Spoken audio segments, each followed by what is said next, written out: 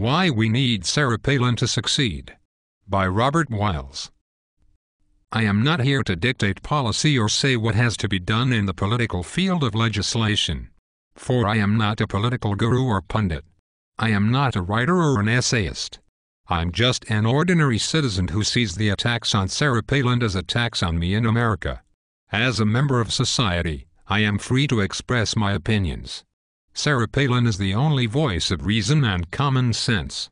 I have watched the political atmosphere for years and have been intrigued listening and evaluating, not just the candidates, but the people themselves. I have seen many candidates climb to the top and I have seen some fail. I have seen candidates just drift away to obscurity and some have their 15 minutes of fame. But I have never seen anyone climb to the top and hold their own as Sarah Palin. Yes, I have seen some very successful political figures in my life, but as I watched them, they grew out of the ranks of their parties and did not find the throne of success. I had never seen a politician who was an unknown raised to the forefront and capture a country like Sarah Palin. This is not just a political battle with Sarah Palin by the left. This is also a cultural battle. I will say as a Republican, I am not very happy with my own party. I have not seen my party slash taxes, downsize government or cut government programs. Therefore, I am not here to just criticize the Democrats. Yet, I fear the left's agenda is far more dangerous than the side I belong to. I fear the left's tactics in controlling our schools and changing history. I fear the left dictating history, bashing our country, our heritage, our pioneers, our forefathers and so on. I fear the left's agenda in displaying its support of a system called political correctness. For the reasons listed above, I believe a Sarah Palin Republican nomination would be a nightmare for the left and would reach a lot more than just a political spectrum. This is the battle for our future.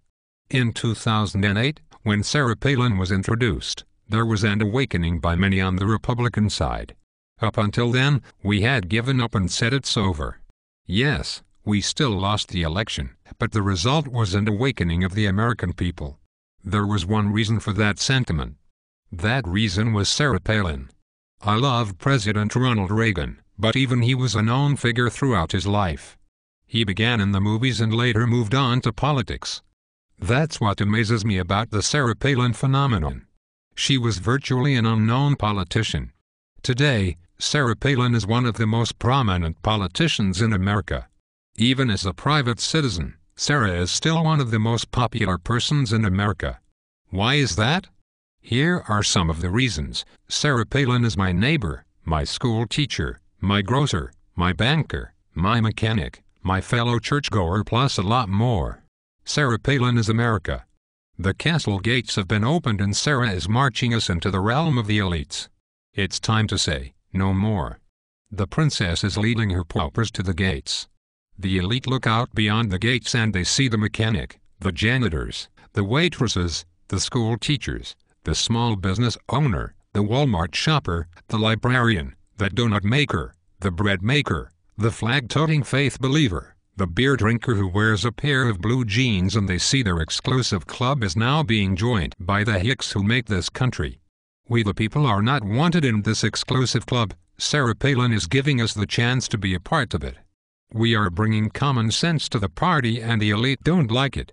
The preamble reads, "We the people, not we the elite."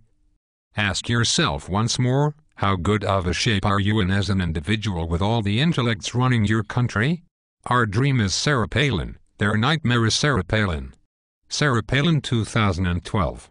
Robert Wiles.